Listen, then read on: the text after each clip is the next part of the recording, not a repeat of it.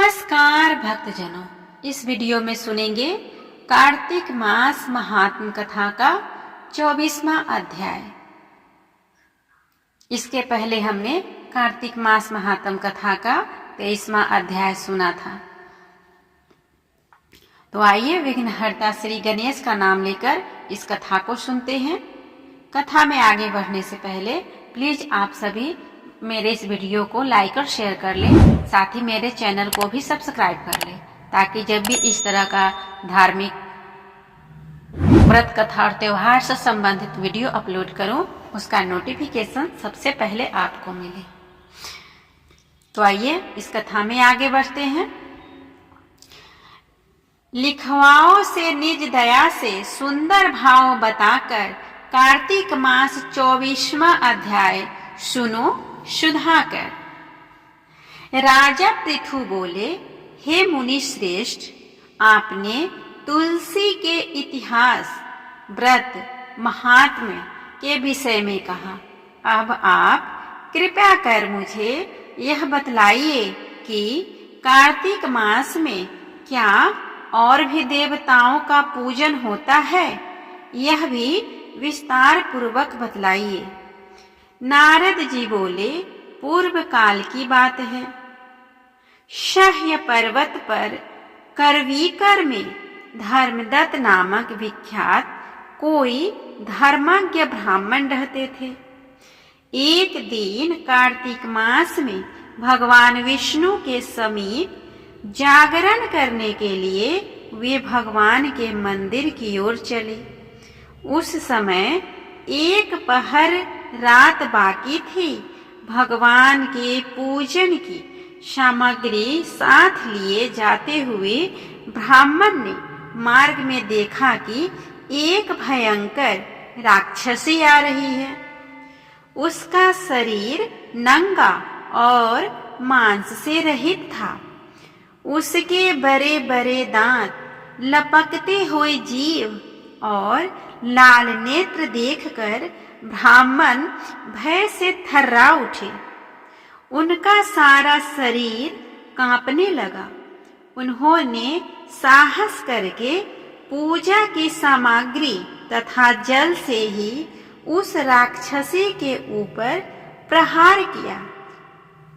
उन्होंने हरि नाम का स्मरण करके तुलसी दल मिश्रित जल से उनको मारा। इसीलिए उसका सारा पाप नष्ट हो गया। अब उसे अपने पूर्व जन्म के कर्मों के परिणाम स्वरूप प्राप्त हुई दुर्दशा का स्मरण हो आया। उसने ब्राह्मण को दंडवत प्रणाम करके इस प्रकार कहा, ब्राह्मण, मैं पूर्व जन्म के कर्मों के फल से इस दशा में पहुंची हूँ। अब मुझे किस प्रकार उत्तम गति प्राप्त होगी? धर्मदत्त ने उसे इस प्रकार प्रणाम करते देखकर आश्चर्यचकित होते हुए पूछा, किस कर्म के फल से तुम यह दशा को पहुंची हो? कहाँ की रहने वाली हो? तुम्हारा नाम क्या है और आचार व्यवहार कैसा है? ये सारी बातें मुझे बताओ। उस राक्षसी का नाम कलहा था। कलहा बोली, ब्राह्मण, मेरे पूर्व जन्म की बात है। सौराष्ट्र नगर में भिक्षु नामक एक ब्राह्मण रहते थे। मैं उनकी पत्नी थी। मेरा नाम कलहा था और मैं बड़े क्रूर स्वभाव की स्त्री थी। मैंने वचन से भी कभी अपने पति का भला नहीं किया। उन्हें कभी मीठा भोजन नहीं परोसा। सदा अपने स्वामी को धोखा ही देती रही। मुझे कलह विशेष प्रिय था। इसीलिए मेरे पति का मन मुझसे सदा उद्विग्न रहा करता था। अंत तो गत्वा उन्होंने दूसरी स्त्री से विवाह करने का निश्चय कर लिया। तब मैंने विष खाकर अपने प्राण त्याग दिए। फिर यमराज के दूत आए और मुझे बांधकर पीटते हुए यमलोक में ले गए।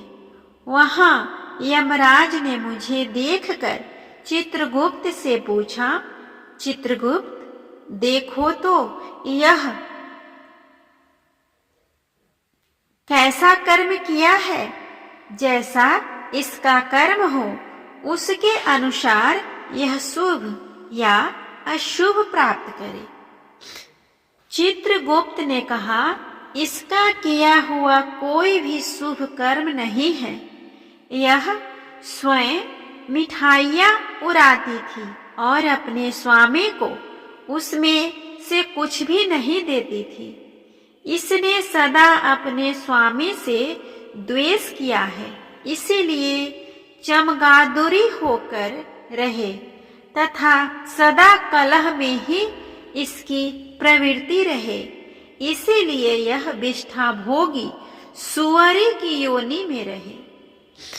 जिस बर्तन में भोजन बनाया जाता है उसी में यह सदा अकेली खाया करती थी। अतः उसके दोष से यह अपनी ही संतान का भान करने वाली बिल्ली हो।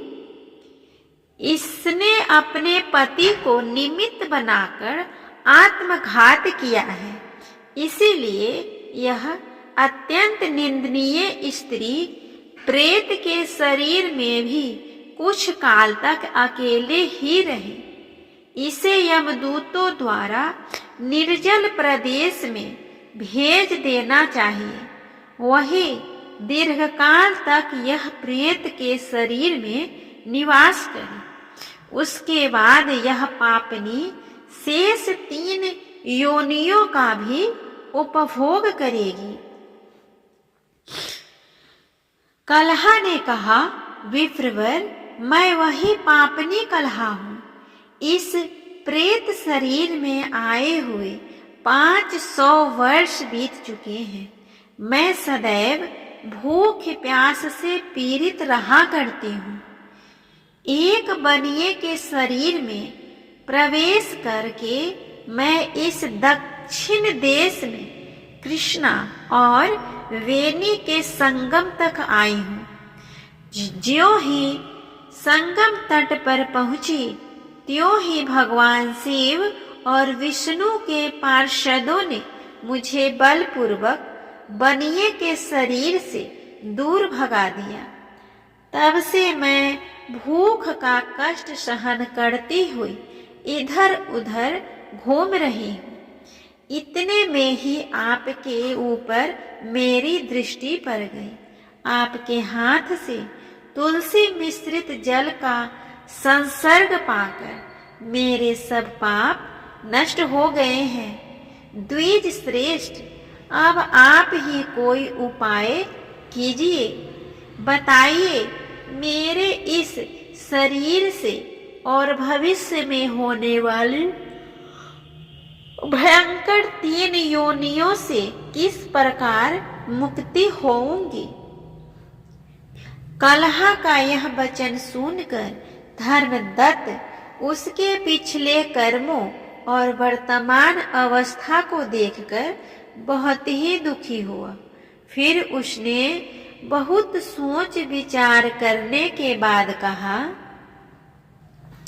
इसके आगे की कथा आप सब कार्तिक मास महात्म कथा के 25वें अध्याय में सुनेंगे। उम्मीद करती हूँ आप सभी को यह कार्तिक मास महात्म कथा अच्छा लग रहा होगा। कैसा लग रहा है प्लीज कमेंट करके बताएं। अगर आपका किसी भी तरह का कोई सुझाव है या किसी जानकारी की आवश्यकता है तो उसे भी आप कमेंट बॉक्स में लिख सकते हैं, मैं उसका आंसर करूंगी। तब तक के लिए भगवान श्री हरि विष्णु आप सभी पे अपनी कृपा बनाए रखे। ओम नमो भगवते वासुदेवाय नमः।